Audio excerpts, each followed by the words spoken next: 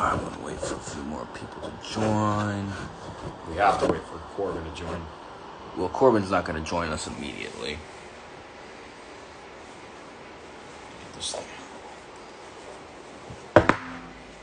Woba just joined. I'll wait for it to get their rates for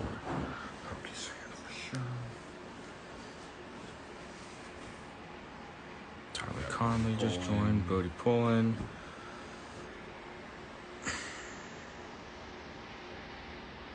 All right, we're at 5.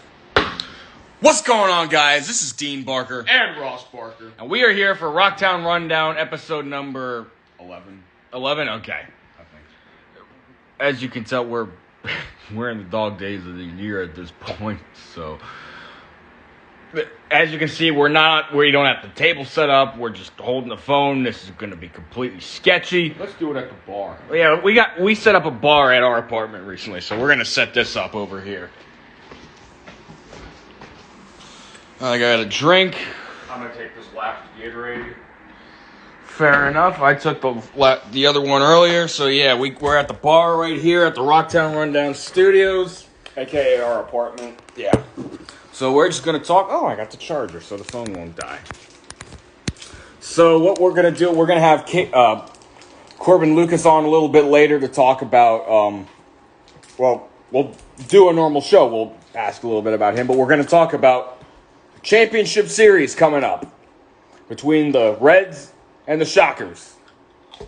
So let's talk about that. Everyone was expecting the Bucks and the Reds to be in the championship. It was like a romantic story. And then, like in real life, romance doesn't freaking come true. Shockers were there to stop it. It was a real shocker. Nobody was expecting. People, they were in the talk, but people didn't think that it was going to be the Shockers. People thought it was going to be the Reds and the Bucks. Yeah, I mean, everyone was saying, well, even before the regular season was over, saying, yeah, it's going to be the Bucks and the Reds. And I was like, I don't know. Well, here's the thing. We're going to talk about, the Bucks are a team to watch out for. The Cardinals had a pretty decent season. Yeah. I mean, they didn't make it to the championship. They didn't force a Game 5. But let's talk about the Reds-Cardinals series. So, Game 1, Randy texted me, because we were going to go to the Bucks game that night. I don't know why we didn't just split up, but we ended up, and then Randy texted me, and he was like, you were missing the pitching matchup of the year, Chris Huffman versus Austin Nicely. So that game was tied 3-3 until Derek Shifflett, limping around on a sprained ankle, might I add, came in the last inning and got the go-ahead RBI. I actually think we did go to the Bucks game. That's what I meant to say, but in any case, that's what happened. So the Reds got it done in Game 1. Game 2, well, the Cardinals essentially it was a mercy rule. The 10-0. Cardinals left some bird droppings on the Reds' heads that game. But not to be outdone, they turn around. They got a 3-0 shutout the next game, and 11-4 in the last game. And Derek Shifflett pitched the whole game. Did a very impressive job. I think he had 2 RBIs at the plate. He was limping all over the field, but he got the job done. That was a very, very impressive game by the Reds. The Cardinals were surging late in the season. This looked like that kind of 2011 Cardinals energy, but they weren't able to get it done. But props to Austin Nicely got the assist. He got the pitching job at Bridgewater College, my alma mater. So congratulations to him. And also, Cardinals had a very good season. And Bryce Strouderman, I don't know if he's watching. He is now the assistant coach, full-time assistant coach at EMU. So congrats to him. The Broadway Bruins will have a tough time looking for a new guy. We love talking to Bryce Strouderman. I mean, he's very competitive after a loss. I mean, he would shoot you straight. He's like, well, we got to get better. And I can respect the frustration. I mean, yeah. I know he's not frustrated with me. He's frustrated that his team lost. Like, I'm not getting paid to do this, but I'm a professional. I understand.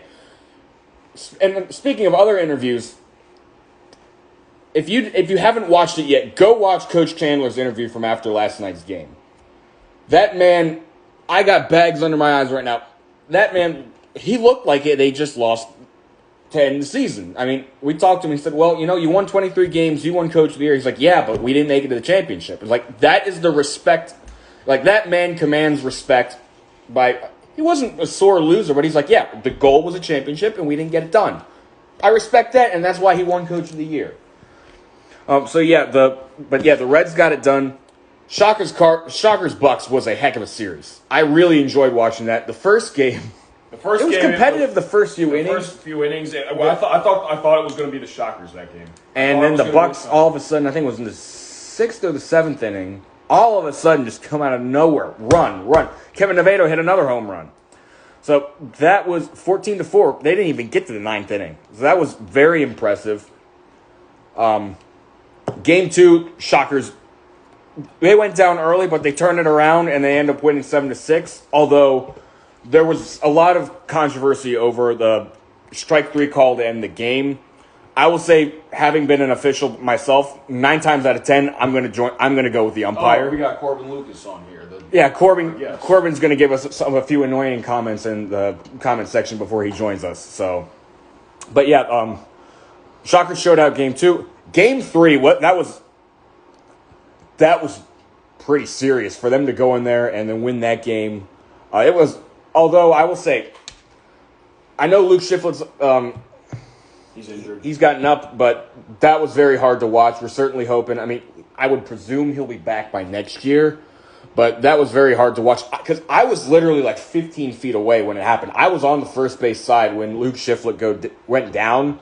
I didn't see it at first because I was looking to see what was happening at home plate because there was a double play, and then I don't remember what happened. Oh, yeah, it was a double play attempt would have ended the inning. And then I just look over. I just remember he was getting up or whatever, and when they put him on the golf cart, that man was – I'm pretty white. Luke Shifflett was whiter than me. He was pale, and he wasn't moving. I knew he wasn't, but at the moment I was like, oh my goodness, he looks dead. The lady next to me was like, those aren't nice words. I was like, what do you want me to say? He looked dead. He looked like DeMar Hamlin. He looked dead. And then I go over to talk to a group of men, and we were like, yeah, he looked dead.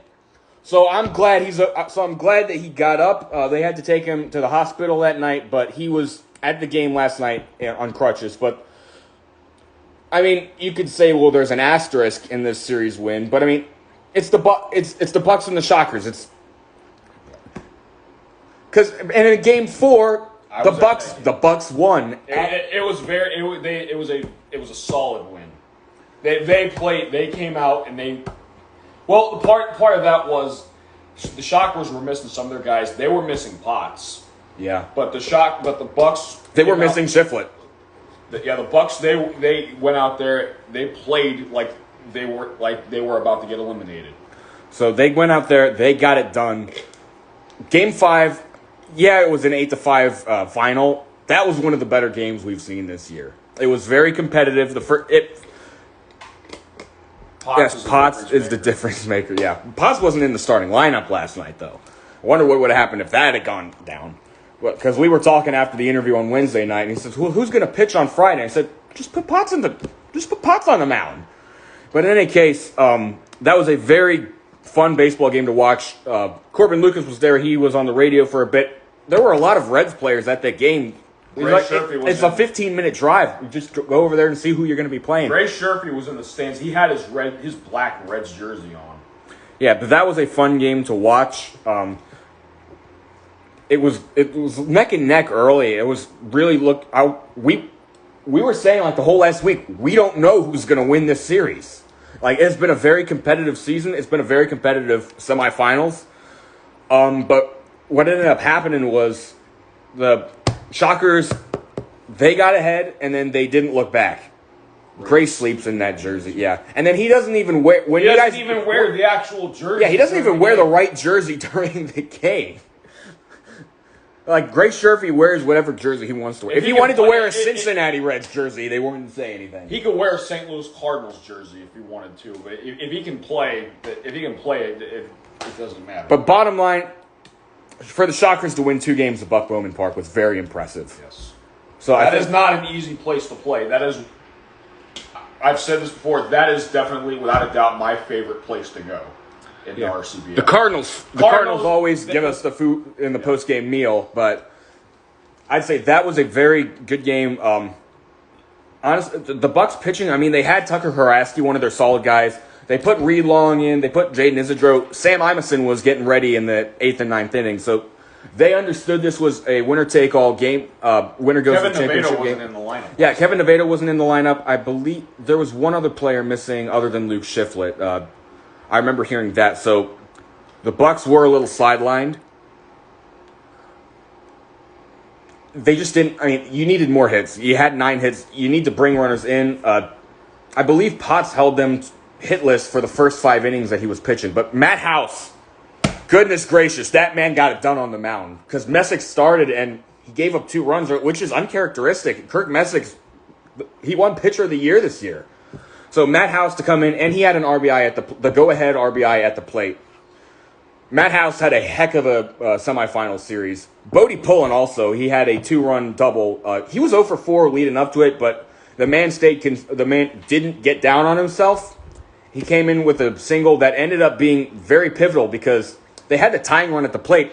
If you've got the winning run at the plate there in Cois Cantanilla, the energy might be a little different. Who knows what happens? By the way, thanks for the ride on Friday night. Cois. Yeah. I appreciate it. My car is in the shop right now because I hit a deer back in January and it's still having problems. Yeah, so that's also causing a lot of problems. Speaking of Bucks, it's time to pay myself with this sponsorship.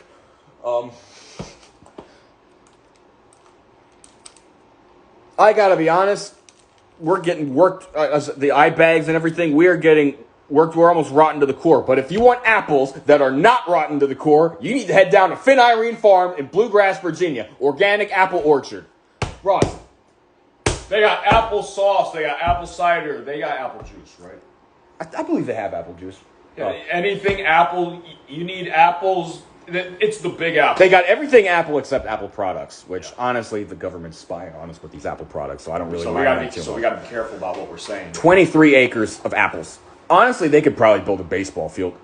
That's what we need to do. We need to start we need to start our own RCBL team and play on Finn Irene Farm because they got 23 acres. They can fit us. But it's not in Rockingham County, though. Oh, it's not even close. You think Storage Draft is a drive? Just wait until you go to Finn Irene Farm, and you got all the mountains and everything. All right, so you didn't come to listen to us. You should, but we're gonna invite Gray Sherfy. Not Gray Sherfy. Corbin Who Lucas. cares what Gray Sherfy has to say? I'm just kidding. We like Gray. Corbin Lucas. You can go ahead and send us a request to join the live.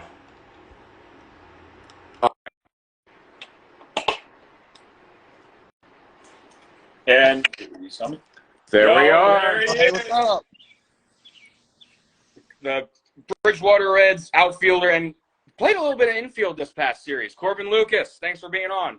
Hey, thanks for having me on. Thanks for having me. So let me get a better view. So we're going to talk about the championship series. We're going to talk about these past playoffs. But how about you give us a little bit of an introduction?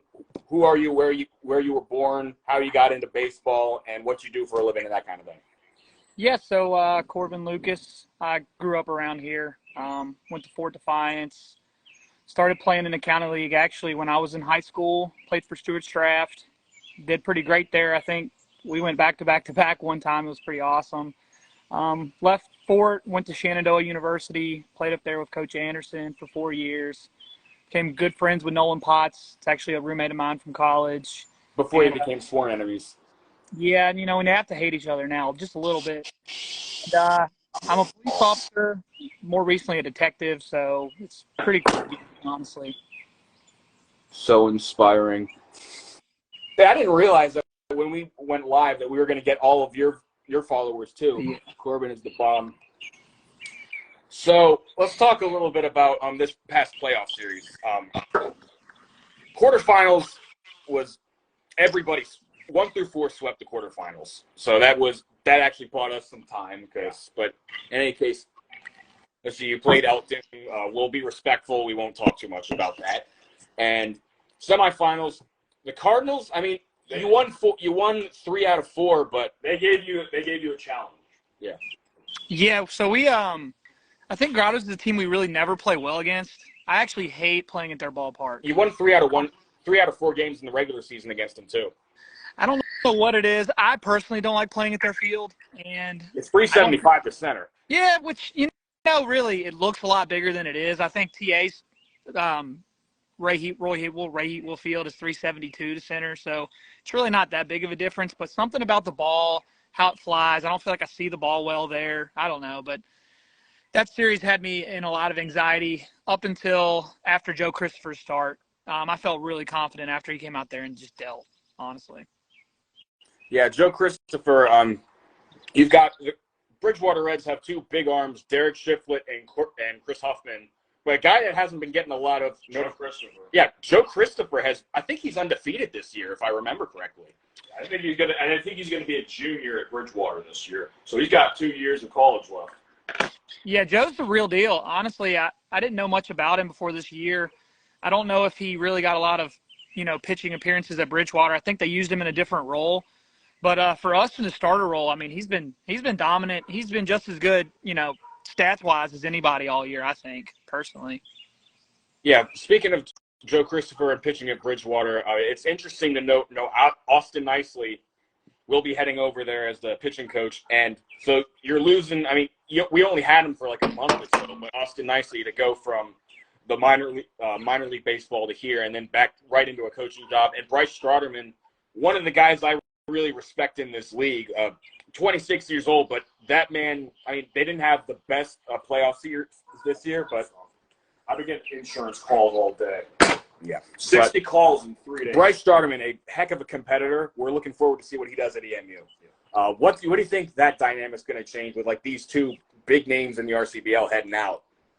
Yeah, so, I mean, it always sucks when you lose guys that you've played ball, not Austin as much. He's kind of here and there with the pro ball and back for maybe some like rehab starts in the county league. But it's tough like when guys like that, and especially if this is Derek's last year, when people stop playing, it's kind of sad. But then you see them get these great opportunities and, go to these local colleges where they have a lot to bring. Right. That might be something to get some more Spotswood kids or some more, I don't know where Bryce went to high school, but that's just one more ear in that high school head's coach is like, hey, with this player who's kind of on the edge, we can bring him here to Bridgewater and we can turn him into a good ball player in 4 years. So I think it just brings a lot of great opportunities having local guys actually, in the local colleges. So I like that a lot. Yeah, so we're talking about local colleges. Bridgewater, I went to Bridgewater College. For a short time, I was recruited to play baseball there. I was the sports editor for the BC Voice newspaper. We got a lot of Shenandoah guys here. Let's talk a little bit of Shenandoah baseball because this team you're about to play in the Shockers has been filled with Shenandoah. It's got to feel weird for you sometimes to see your college teammates right across the field for you. Yeah, well, he was there before. He was there before. Well, these guys were. I'd say Shenandoah baseball. I know everybody's going to say this, but it's very much like a fraternity. I mean, the guys ahead of me, I'm close to. A lot of the players that came after me, I'm very close to, and especially, that's one of the few teams I will go walk over there before the game and kind of fraternize with all the guys. Right. And I know they're coached well. Pretty much everything Nolan does in all the games, like that bunt last night. We knew he was going to bunt. I texted you to ask who to pitch yesterday. So we talked yesterday morning. So he coaches well. I know he learned it all from Coach Anderson, but it's just so fun watching Nolan, kind of take his college playing experience and take it out on the field and coach. And, you can tell he's teaching a lot of the young players and the current players at Shenandoah. He's really just reminding them, even though it's summer ball, there's a way we need to play baseball the right way all the time. So it's really awesome whenever I get to see Nolan honestly bring what he knows to coaching. Yeah, so I think that is one thing. I mean, if you just watch our Instagram account, you would think, well, this is essentially the Harlem Globetrotter Baseball League with all the stupid interviews and stuff we're doing. I mean, we're having a good time. The players are having a good time during the game. When it comes down to it, these guys are serious. It is a very competitive league. The Reds, the Shockers, and the Bucks were some of the best RCBL teams we've seen in a while. Like, let's talk about that little race, and it's not over yet. But you said last night on the radio that this is the most competitive you've ever seen in the league. Yeah, so and I didn't mean necessarily from like a pure talent standpoint, because it's hard to say, the year we had Chase DeLauder or, when I first came into the league, we had guys like Addison Bowman and Christian Simmers and all these guys who had played pro ball as well. So I think what I mean to further clarify is 1, 2, and 3. I don't know on paper if any team's better than each other. So that's why I said I think it's the closest it's ever been. I mean, Clover Hill is just as good as us, just as good as Newmarket. It's pretty much who's going to come out and execute on any night. And that's what really has been fun about this year is we've had to play some of the best baseball. I think this is the most wins, or tied the most wins we've gotten. It's somewhere close to that. It might be raining on me in a second. Yeah, you'll notice we're not out on the patio like we usually are. Yeah. We invited Corbin over, but he was worried about the storm for obvious reasons. Yeah. He won't get to do the basketball segment. Oh, that's pretty cool. I haven't seen that part. I don't know. What's that? So we got a 30-second shot clock with a Nerf hoop outside or a skills hoop. Right now, Potts is in the lead, I believe, at 10. I'm going to have to drive over there just to beat Potts because, like, I'm not going to let him have anything over me like that. So at some point in time, I will make an appearance there to beat Potts' record of 10. We will do the Rocktown Rundown a few times during the offseason. And whoever wins the championship, we're going to have them over with the trophy and all that. So, but let's talk a little bit. You guys are rested. The Shockers are not. What's the dynamic thing like? Because you guys were the first team to clinch a spot in the playoffs. I mean, in the championship. Who's the feared beard? The feared beard is that's my college best friend. He played baseball at Shenandoah.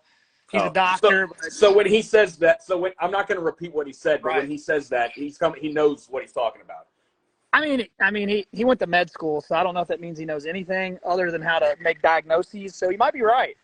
But yeah, let's talk about that situation where you got a lot of rest coming into this series. Do you think that's going to help? Do you think it's going to be harmful? What do you think? So yeah, I think with somebody like Chris, who is very much on a pro ball schedule still, he needs to throw every 5 days. So it's good for him to get rest. Somebody like Derek, on the other hand, I mean, he can throw any day of the week. But I will say Derek the other day at Grotto's, I think it was the best outing I'd seen him have in years. I bet you it was the fastest he'd thrown in a long time, and he hadn't thrown in a week. So I think pitching, we're going to be in a good spot. Offensively, the Elkton series really didn't help us see strong pitching, and I think that's kind of why we struggled early in the series with Grotto's. So hopefully we can get the bats going. That's all I worry about. I mean, as long as we swing it well, I know our pitching's going to get it done. Yeah.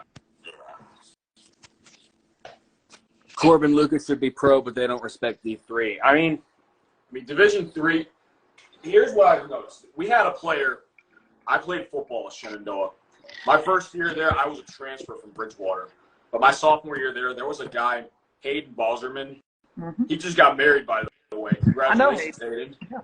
But, he was in the running to get picked by the NFL. He actually had the most touchdown passes in the NCAA.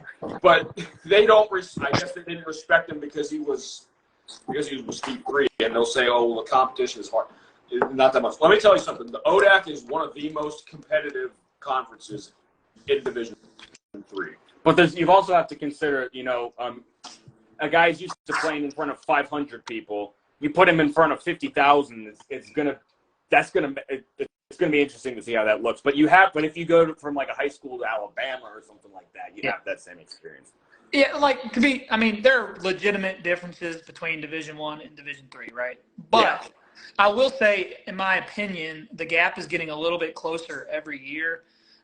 There's more guys than ever getting drafted out of Division III baseball. And, a lot of that is I think they are getting more nationwide recognition, and guys are getting invited to play in leagues like the County League, and there's been Division III guys in the Cape Cod League. So pretty much the old saying is if you can play, the scouts are going to find you. So it has been nice to see. A lot of guys I played with at Shenandoah got drafted, actually, which has been really cool. Yeah. So, your Shenandoah Hornets made it to a super regional this year, but while it wasn't your team, an ODAC team did win the national championship. Let's talk a little bit about that. Where do you think the ODAC's going? Yeah, so the ODAC has definitely been on the up for a while now. Right. I think getting Shenandoah in the ODAC kind of brought that immediate nationwide, kind of showcase on us, because I know the group ahead of us were ranked in the top 10 every year. When I was at Shenandoah, we were ranked in the top 10 every year. Bridgewater used to be pretty good too. Yeah, so Bridgewater, I think it's kind of weird playing for Bridgewater because Bridgewater is kind of a sworn enemy. Because we got beat twice on a Sunday to lose the conference tournament to Bridgewater when I was in college, and I will never forget that loss. But I'm so sorry about that. No. Let me give you a ring to wipe your tears away. That's all right. We beat them the next year. I don't even think they made it to the championship. But looking back, it's sort of bittersweet for Lynchburg to win it. But at the same time, the more exposure that ODAC can get, and people realize that, you might not want to go Division I and wait a couple years to get playing time. Maybe you can go to your local college and become a stud and become the guy. So, like I say, playing on a team is going to get you more recognition than being on the #1 team in the nation and not playing at all. Yeah. So, yeah. Or maybe if you're sitting the bench on a D1 team, that gives you more time to play golf. And I haven't been golfing once this year. Once the season's over, you, me, and Derek, and if Ross wants to come, we got to go golfing. Yeah, and I think if you wanted to make like an all RCBL golf team, I think you have to have Luke Shifflett, Derek Shifflett, and Bryce Strotterman. I've heard Bryce is actually really good at golf as well. I bet Bryce is probably really good at hunting and fishing. Well, yeah, he looks like he could do that. Yeah, I bet he can You know, do a I'm good actually golf going to too. pull So. up. Hold on a minute. I remember I went on his Instagram account. It was just like fishing and fireworks in the backyard and all that stuff. And I think these pictures were when he was 16. Yeah, well, I mean, I'm just glad I didn't put too many videos on the internet when I was 16. Yep. Here's one of him right here 4 years ago. Yeah, I'd say that's on his 2019. Tinder profile, but I don't know what his dating situation looks like. Yeah. Yeah. I don't have a dating situation. Hey, That's what we were talking about. That was one of the best intros. Like, well, everyone was romanticizing about a Bucks Reds championship series, and just like real life romance, it doesn't actually happen. As much as I would have liked to play Clover Hill because there would have been 500 people. Oh yeah. I don't dislike what we got. I think if we prepare either way, but no, there's something like you said earlier in the podcast or in the talk. Clover Hill playing at the Buck Dome Clover Dome is just special. Really is. And playing at Newmarket when they were Newmarket, Rebel Park, that was a great place to watch a ball game too. Yeah, that is another good ballpark. I've seen so many good like home runs hit there, and I think they just had some issues dealing with the Rebels there. But I've always liked playing at that ballpark too. Yeah. The drive kind of sucks, but yeah. Well, I mean, it's 15 minutes for us, which isn't the end of the world, but at the same time, you get off of work late, it's a little bit of a hassle getting over there. Yeah. But in any case, Even Broadway seemed a little bit far because I remember one Sunday there was a game. I think I got to the field before you did. And you can't take 81 to get there. Actually, I did. I took it. Oh, you can. Actually, yeah, you can. So let's talk a little bit. Let's get a little bit back to the baseball. So, yeah, the Bucks would have been interesting, but this Shockers team, whoever counted them out, you're regretting it right now because they are coming in hot off of that series. And this is a team that won the championship 2 years ago. So they're coming off. You had a little bit of an easier time in the playoffs because you had Elkton, and Grottoes was a good team, but not at the level of the Bucks and the Shockers. Right. So this Shockers team comes in here. They've had a little bit better competition, so they're a little bit more seasoned for that. How do you think that's going to affect the championship series? Yeah, and they have probably more college players. So they've had guys seeing live at bats and better pitching sort of for the last year now. But I think for us, like you said, the rest is going to be important. I don't really know their game one pitching situation. I think it's either Kurt on short rest or it's some third arm. I doubt we see Matt House game one. So I like how the game one starter situation is going to go. I mean, I like Chris. Like I said, any day it's a Huffy Mound day is a good day. When Chris is on the bump, I feel really confident that we're going to get the job done. So I like our game one situation.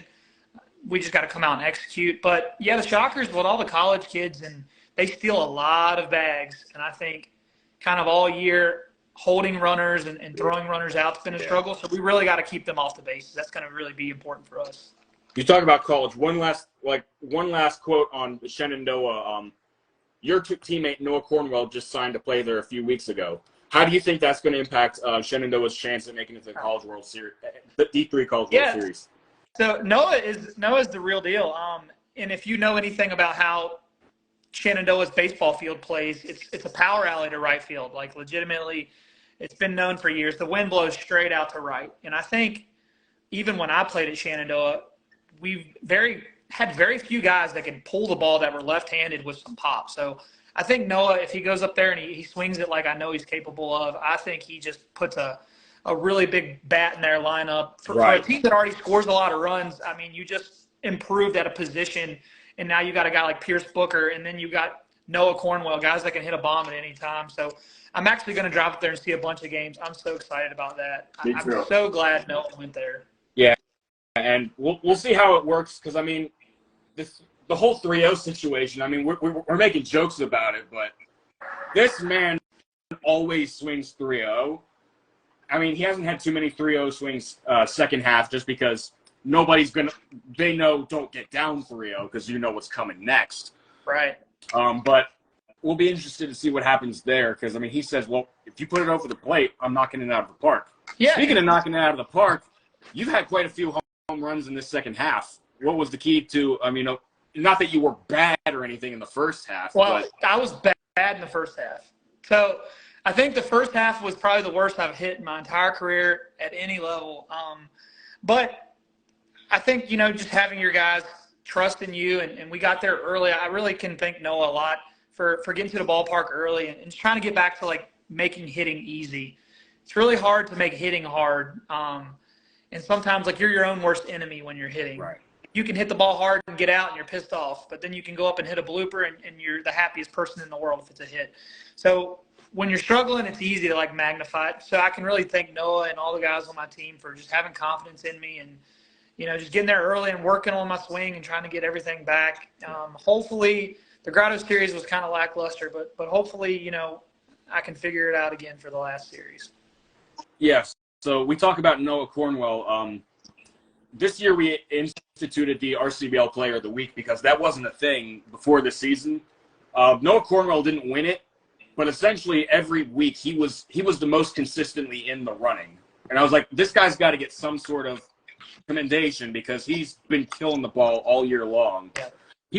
People forget about Nolan Cobbs going the length of the court for the easy layup. That's a fact. So real quick, little story. Shenandoah Baseball, it was 3 or 4 of us one time, and we were playing pickup basketball against the basketball team or the football team, I think. And Nolan legitimately got a rebound, went coast to coast on all these football players who are 6'5", and just put up this beautiful – Nolan can ball. It doesn't seem like it because he moves slow, but he moves very methodically. He's leading the 30-second shot clock for a reason. Yeah, Nolan can ball. I'll give him that. He can shoot the rock. Yeah, I mean, we were talking with it last night during the interview about, was it the Golden State Warriors? You don't want to end up like them. They managed to get that done. But, yes, Nolan Potts is a competitor. We were talking about Bryce Strouderman. As far as the most competitive two guys we've seen, I mean, it's got to be between those two. Yeah. But we always enjoy talking to Coach Potts. Speaking of interviews, I got to get this on the air before we forget about it. 2 or 3 weeks ago, after you guys swept the Cardinals in that doubleheader, I think it was Pat O'Neill's idea for me to Pat O'Neill provided the Bang energy drinks, and Derek told me, you need to shotgun this one on the air. Right. That everybody saw that and it was funny. Well, 15 minutes later, I got pulled over because the energy drink. You should have name dropped me, and it might have helped you out in that situation. Well, I mean, I got it off anyway. You should.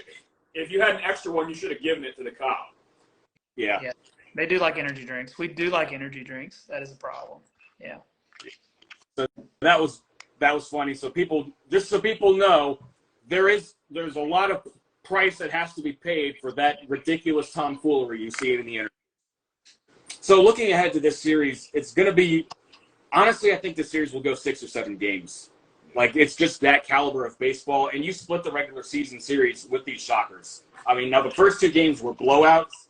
The last game of the season, even though it was a 12-6 loss, had a playoff atmosphere. That was with that Sunday night game. That was very well played, and they just managed to pull away late. What is your feeling about the Shockers coming into this series? Yeah. Other than you hate their guts. Yes. We pretty evenly match up with them.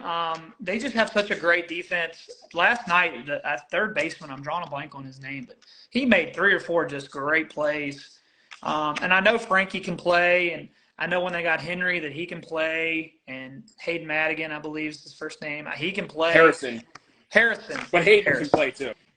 That's right. There's two of them. But I think the key for us matching up with them is, our role players, our guys, 6 through 9. I mean, last series they really carried. There was a game against Grottoes where Swartley hit a bomb off Austin Nicely, and that just changed the entire however the game was going to turn out. Hitting a bomb off of a former professional baseball player will give you some confidence. A high school kid too. I mean, he was so pumped up. But again, he's worked hard all year. So I think the key for us matching up with them is we got to be able to travel to their place well. I don't think we've really played well at their place at all. Again, this is the first time a lot of people have played there. This is a new ballpark.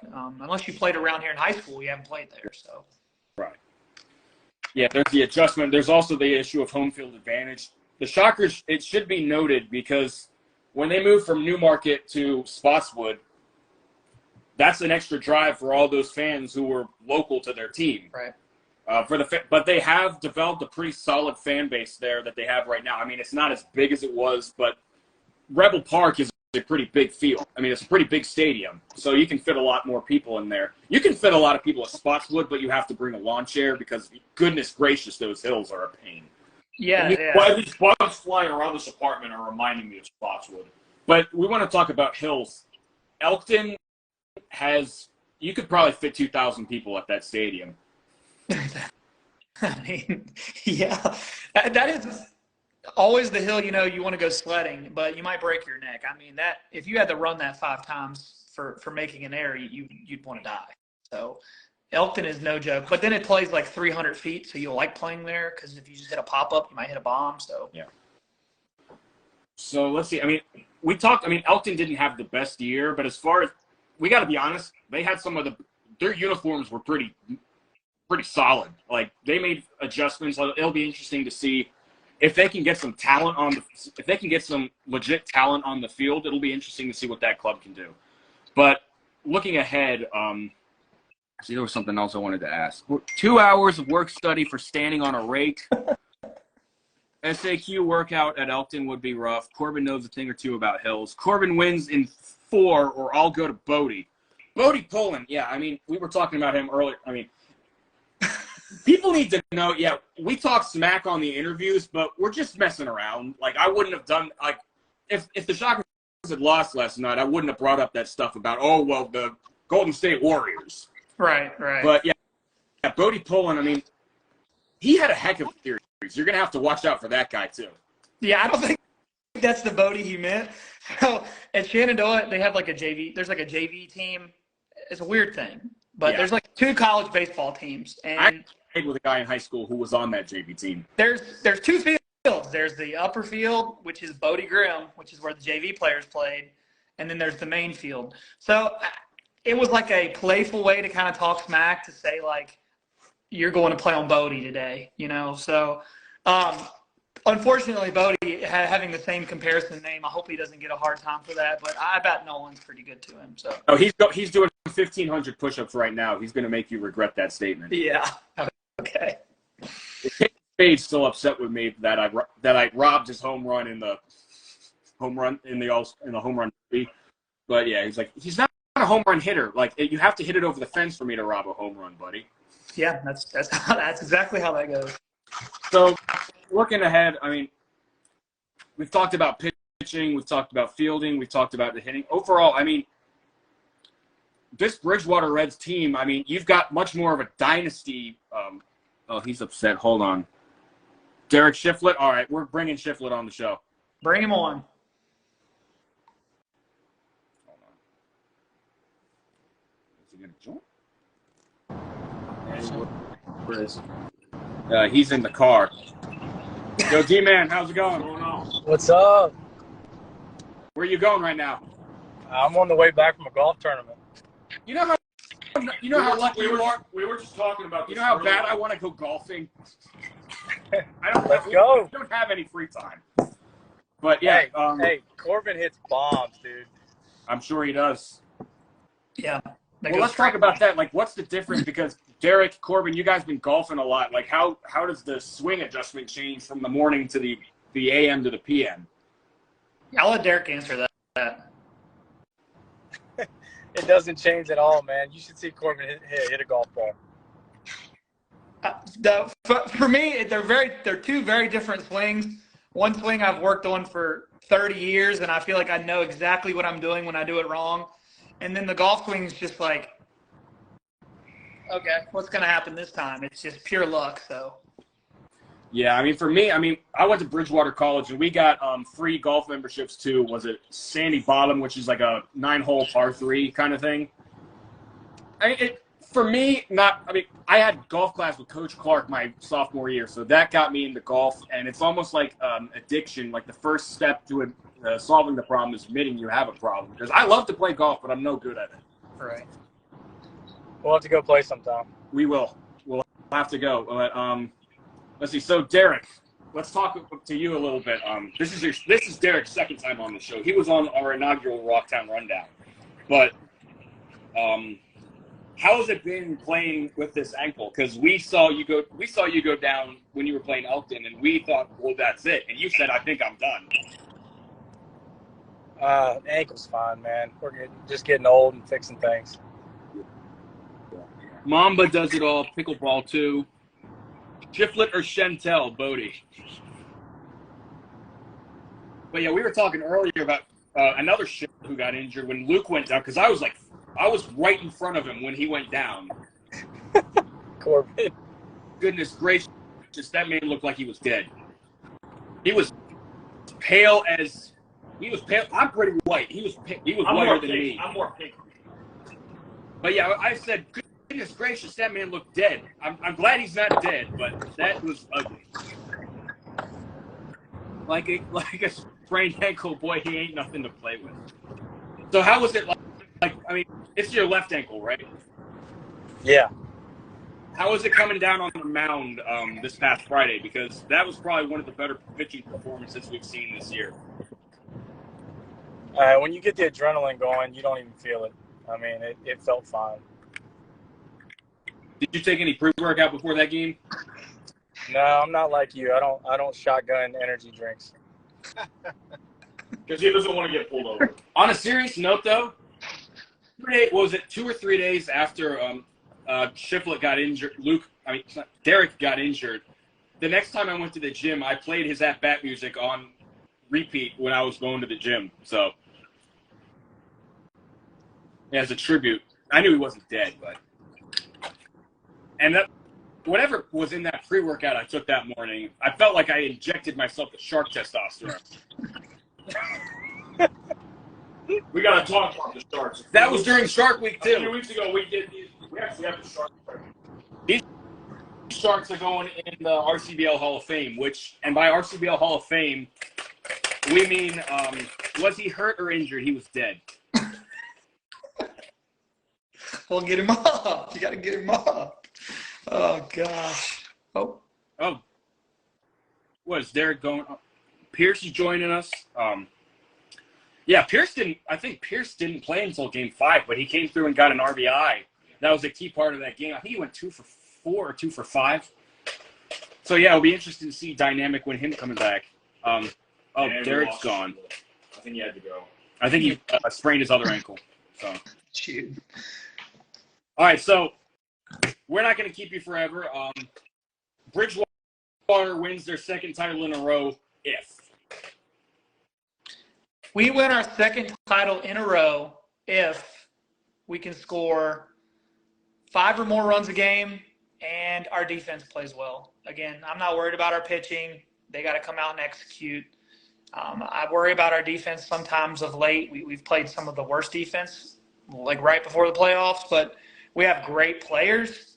It's just a matter of, really working hard. Defense is not as glamorous as hitting bombs. So one question I'll ask, what do you think the Shockers have to do to win the championship, and how are you going to stop them from doing that? Not going to give away a Well, they got to figure out how to beat Chris twice. And that's the good part about a 7-game series and having a guy like that who, again, you can never guarantee a win, but somebody like that who's completely dominant, he comes out and pitches his game, they really got to hope to scrap a few runs together. And for us, all that means is we can't make any errors. So they got to play aggressive, and they got to hope we make mistakes when he's got the ball. And, I mean, they're going to swing it. I mean, they can probably score off anyone, but at the same time, they got to figure out how to beat our dominant arms and score a bunch of runs and hope we don't score. And that's a tough task, but it's the same task that we have against them. Yeah.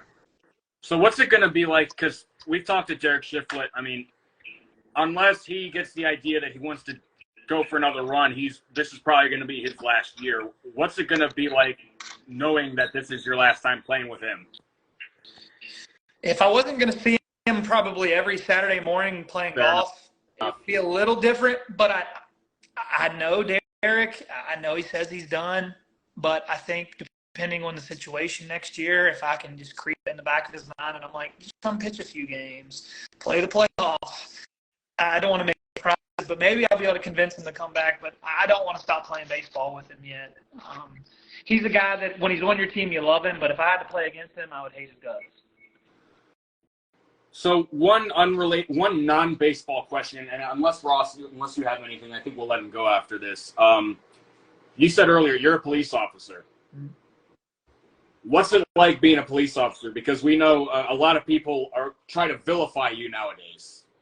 So, like, what is it like?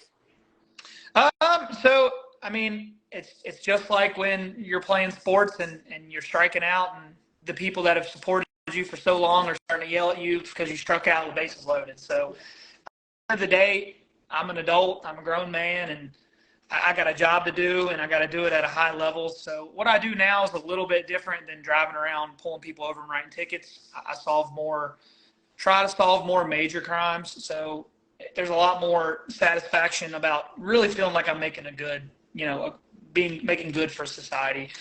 So, I mean, if you like a schedule that changes pretty much every day and you like having the freedom to go out there and figure things out, it's for you. But if you don't like those things, you like some routine and you like things to be the same, it would be really tough. Yeah. Have you ever had any really dangerous, life-threatening situations on the job? I had a pretty crazy situation when I worked at the place I worked before, Rockingham. It was at a crime scene already, and there was somebody in the crime scene that wasn't supposed to be there within feet of me, and I thought it was odd, so I turned around, and they dropped a gun, right behind me. And I think they might have been involved in the person that may have gotten shot. So then I get in a foot pursuit with this person, and I end up somersaulting and face planting on the concrete. But we got them. Other than that, you get in little fights and scraps. I haven't had anything. Person, if they really wanted to do me harm, they could have. They were right behind me. That would have been there. Question I guess I have, is there any carryover from the carryover in general from law enforcement to baseball? Yes. I think at least me particularly is that ability to not compartmentalize, but to really think through situations.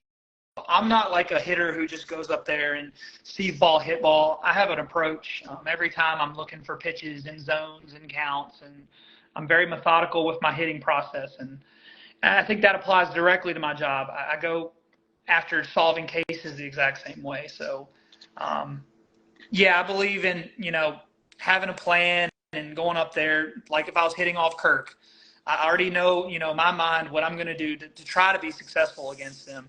And I do the same thing at work. It's not just I show up. I'm not a person that can just show and go. I'm somebody that has to work consistently pretty much every day at my craft to get better at it. Yeah. So I guess what we'll close with is I got a question for the Shockers because I know they're in the comments. It's going to be, we were talking about WWE promos for the championship. So I guess we're going to combine Corbin's at-bat music with Hulk Hogan. Bad boy, what you gonna do when Officer Corbin Lucas and the defending champion Bridgewater Reds come for you? I like it. That's a good send-off. All right, I think that's what we're gonna have tomorrow. Championship starts game 1 at 7:30 at Ray Heatwell Field. Be there or be square. Exactly. Corbin Lucas, thanks for being on the show. Thanks for talking, you guys. You have a good night. You too.